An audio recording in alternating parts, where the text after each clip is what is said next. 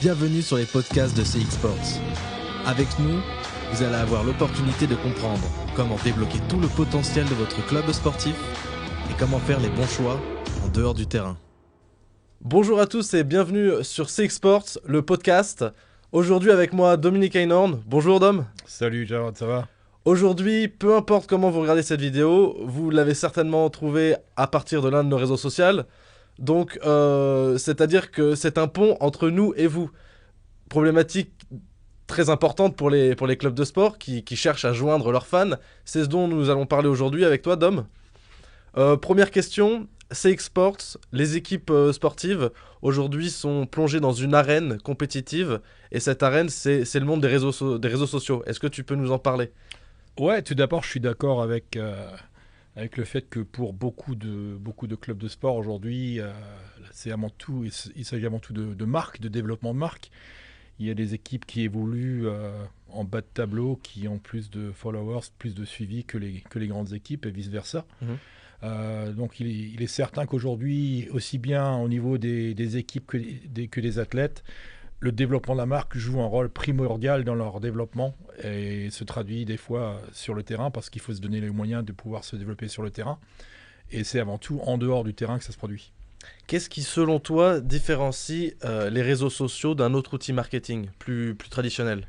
Ouais, c'est plus direct. Il y a un contact constant et direct avec la fanbase, donc avec les supporters, ce qui est très important, contrairement à des outils plus traditionnels, genre site web, catalogue imprimé, etc.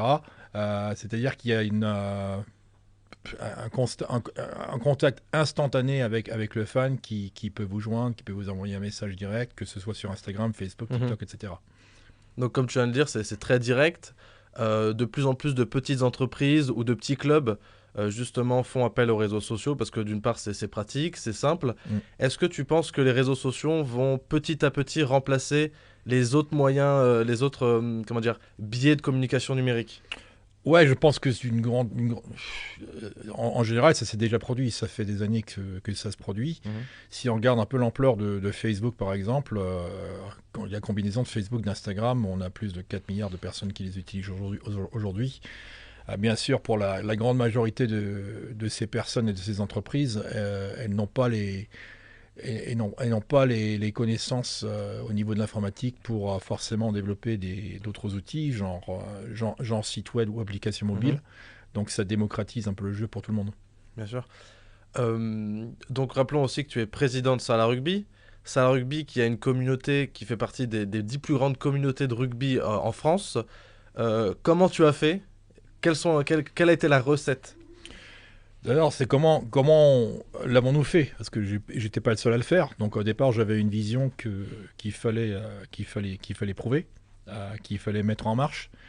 L'idée au départ, c'était de démontrer qu'une petite équipe qui évolue en Fédéral 2 puisse rivaliser avec les plus grandes équipes au niveau du rayonnement de la marque et du développement de la marque.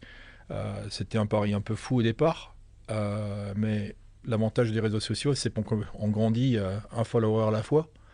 Et en ce qui nous concerne, on a eu des journées où on a rajouté quelques milliers de followers avec du contenu natif qu'on a distribué de par le monde. Donc on ne va pas donner notre recette miracle qui forcément ne conviendrait pas non plus à tout le monde, parce que tous les clubs ont d'autres objectifs. C'est personnalisé aussi. C'est ça. Donc nous avons démarré comme club des terroirs, nous le restons sur une grande partie. Nous avons beaucoup de supporters sur le Sarladais, sur la Nouvelle-Aquitaine et en Dordogne surtout. Mais aujourd'hui, nous avons beaucoup plus en dehors du terroir, surtout sur le plan international. Donc bien évidemment, le challenge maintenant, la mission, si je peux dire, de CX Sports, ça va être de reproduire ce succès, le succès de Salah Rugby. Et comment tu penses que cela peut se produire ? Comment tu penses que CX Sports peut aider les clubs à gérer leur présence sur les réseaux sociaux ? Ouais, donc c'est déjà en cours. Donc nous travaillons déjà avec quelques équipes, aussi bien sur la France qu'à l'étranger. Chaque équipe, bien sûr, au départ, on détermine, on cible l'identité que cette équipe veut défendre et de voir quelle ampleur cette identité peut prendre à plus grande échelle.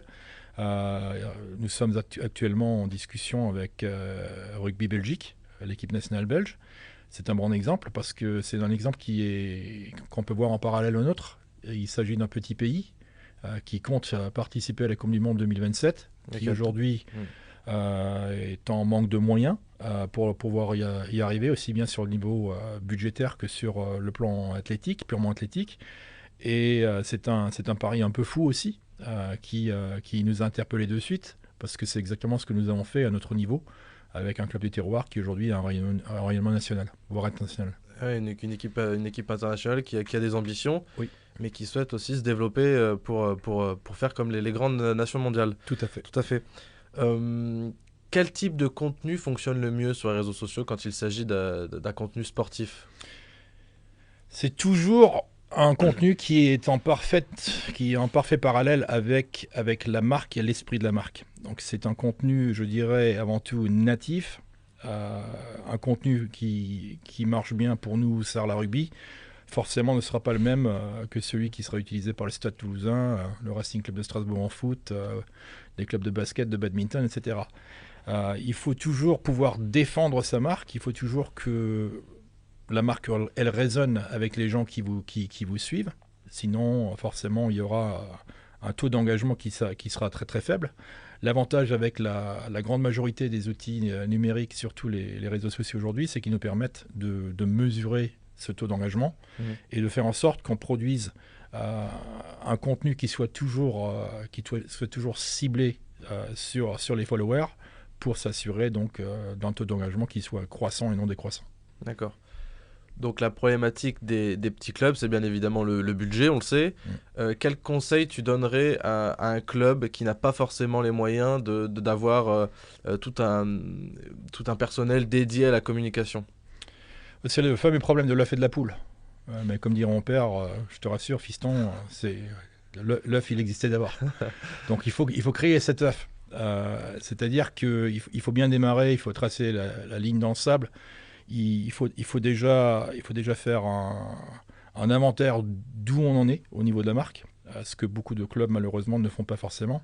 Ça, il faut le faire au moins, nous le faisons au moins 4 fois par an, d'une manière trimestrielle, parce que si une marque elle progresse très très rapidement, il faut la redéfinir au fur et à mesure et de s'assurer qu'on est sur la bonne voie, qu'on a la bonne communication qui cible les gens qu'on désire attirer donc dans l'univers en ce qui nous concerne Sarlat Rugby ou en CX Sport.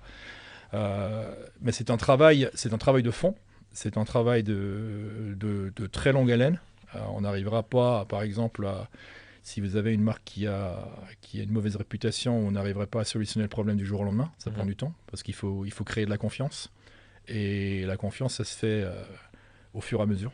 Ça se fait de jour par jour. Donc on tisse des liens avec des gens à travers un contenu. Une fois de plus, ce contenu, il doit être natif parce que si le contenu il est publicitaire, forcément on aura des répercussions négatives, surtout au départ. Et c'est pas vraiment le genre de contenu qui tisse des liens qui soient forcément de bonne qualité. Ouais, c'est un processus très long, c'est une relation de confiance qu'il faut créer. Tout à fait. Tout à fait. Tout à fait. Parce que ça reste un médium de 1 à 1. Donc on a toujours l'impression que si on utilise les réseaux sociaux, c'est forcément pour attirer beaucoup de monde. Et oui, au fur et à mesure, on interpelle beaucoup de monde. Aujourd'hui, quand nous publions pour 150 000 personnes à travers le monde. Mais à la base, c'est un lien de 1 à 1. C'est-à-dire qu'on engage une personne à la fois. Et ensuite, on continue sur cette lancée pour en engager une de plus, une de plus, une de plus, une de plus. Et pour certaines marques, aujourd'hui, ça représente des grosses marques comme Ronaldo. Ça représente plus de 100 millions de personnes. Pour des marques plus corporatives, genre Coca-Cola, etc., c'est pareil. Donc des dizaines de millions de personnes, mais le lien il est tissé une fois de plus. C'est vraiment un médium de 1 à 1 et pas de masse. Ouais. Quelle plateforme tu penses est la meilleure à développer pour une équipe, pour une structure sportive aujourd'hui? Je pense qu'on reste avant tout, au départ, il faut être présent sur Facebook. Parce que Facebook, on ratisse large. On peut ratisser sur la globalité des pays au monde, 196 pays au monde. Il y a aussi une importance de la démographie, parce qu'au départ, quand moi je me suis mis par exemple personnellement sur Facebook, je crois que c'était en 2006, c'était avant tout un média de jeunes, et aujourd'hui il a vieilli dans le bon sens du terme, il a mûri, où la moyenne d'âge elle est de 45-47 ans aujourd'hui sur Facebook, et les jeunes sont les ailleurs. Oui, maintenant les plus âgés arrivent totalement à saisir les codes de Facebook et à s'adapter le réseau social. C'est ça. Donc bon, par exemple, si on compare à Snapchat, qui est un médium qui a été inventé pour des adolescents, oui, la globalité, la plupart des adolescents sont sur Snapchat, je suppose. Moi, je ne le suis pas, parce que j'aurais du mal aujourd'hui à monétiser un suivi sur Snapchat. Et il nous est beaucoup plus facile de monétiser ce suivi sur un médium plus mûr comme Facebook ou Instagram. D'accord, très bien. Merci beaucoup, Dom, très intéressant, comme d'habitude. Je vous invite tous et toutes à nous retrouver sur nos réseaux sociaux, CXports1, sur YouTube et Spotify. À la prochaine, merci Dom. Merci à toi. Abonnez-vous et rejoignez-nous dans les prochains épisodes de CX Sports. Nous parlerons de comment faire passer votre club au niveau supérieur. Suivez-nous sur nos réseaux sociaux CX Sports 1.